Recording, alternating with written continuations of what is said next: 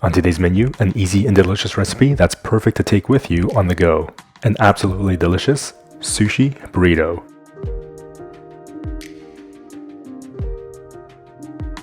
Lei hou ma, that's how's it going in Cantonese. Welcome to Young Man Cooking, I'm Yeung.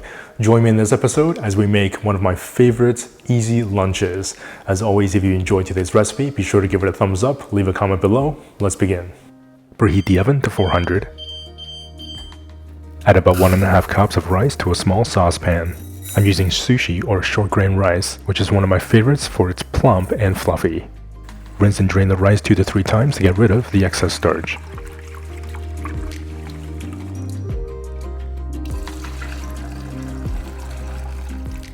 Add in 1.5 cups of water. Place on the stovetop and heat up on medium-high. When you just start to see bubbles, turn the heat to medium-low. Give the pan a good stir to release any rice sticking to the bottom of the pan. Then cover and let it cook for 15 minutes. Pat dry the extra firm tofu with a paper towel. I'm using about a 350-gram block. Slice the extra firm tofu widthways into about 1/2 inch slabs. Place the tofu onto a plate. Pour over about a teaspoon of toasted sesame oil, 2 teaspoons of maple syrup, 2 teaspoons of soy sauce, 1 teaspoon of dark soy sauce. Roll and press the tofu into the sauce. We're using 2 slabs per burrito, so this recipe makes enough for 3 sushi burritos. But of course you can save the tofu to enjoy in other recipes. It's completely up to you. Transfer the tofu onto a baking tray lined with parchment paper.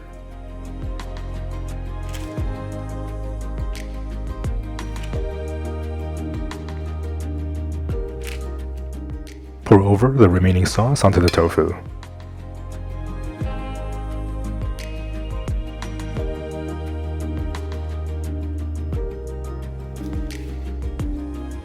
Bake in the oven for about 20 to 25 minutes.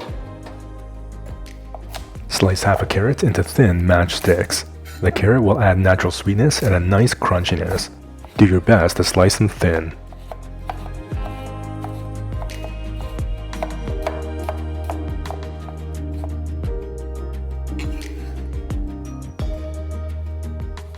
Slice a mini cucumber into matchsticks.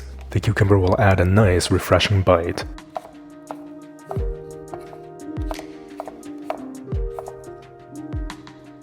The great part about this recipe is that you can really use any veggies you like, and it makes for a great grab-and-go lunch or snack.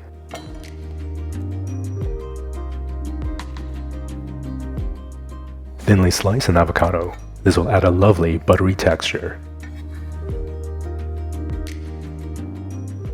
When the tofu is done, take them out of the oven.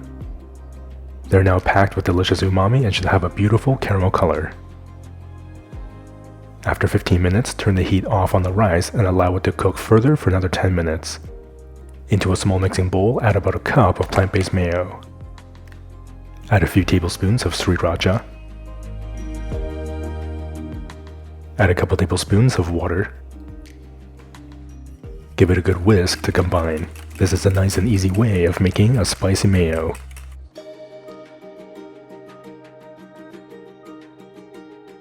I like to transfer the spicy mayo into a squeeze bottle so that it's nice and accessible.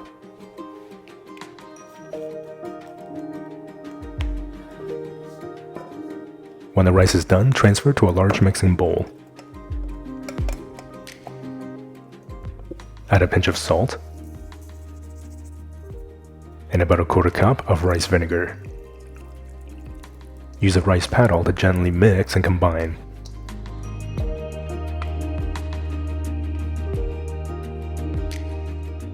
Gently press the rice onto the sides of the mixing bowl and give it a few minutes to cool down. Let's start assembling the sushi burrito. Start off with a sheet of toasted nori. Place some rice onto the nori.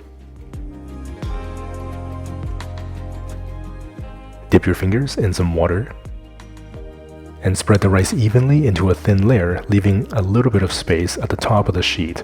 That will just make the roll look a little bit cleaner. You may need to dip your fingers in the water as you go to prevent the rice from sticking to your fingers. Sprinkle over some toasted white sesame seeds and 2 of the tofu slabs right in about the middle of the sheet.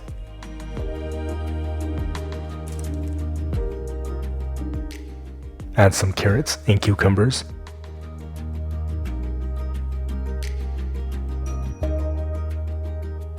Spread on some avocado.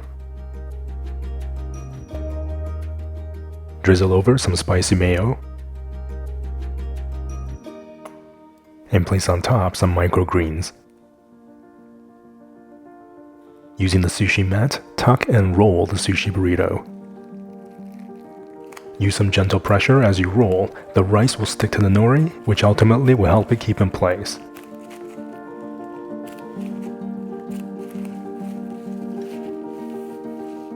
You can roll the sushi burrito in some parchment paper so that it's ready to go.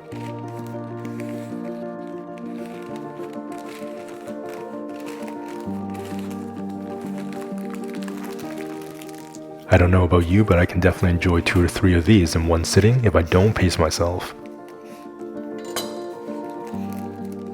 You can now enjoy these delicious sushi burritos with absolute confidence. I cannot wait to dig into this.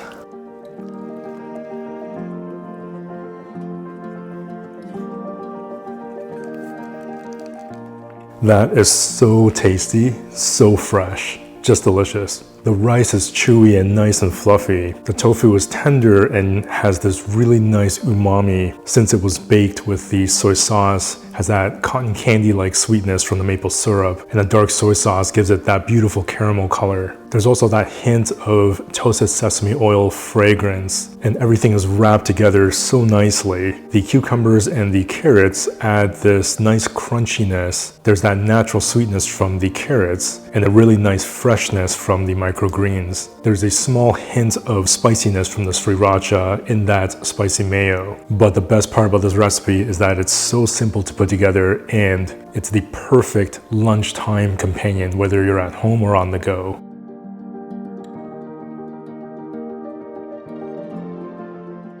Like I always say, it's simple, delicious recipes like this that makes it so much fun and exciting to cook and dine in at home, or in this case, to take with you on the go. If you love easy, delicious recipes like I do, be sure to check out or pick up your copy of one of the 4 Young Man Cooking cookbooks. There is a print or digital version available in the link in the description box below, or you can visit youngmancooking.com. As always, if you enjoyed today's episode, be sure to give it a thumbs up, leave a comment below. If you're not already subscribed to our email newsletter, that is the best way to stay notified so that we can cook together again in the next episode.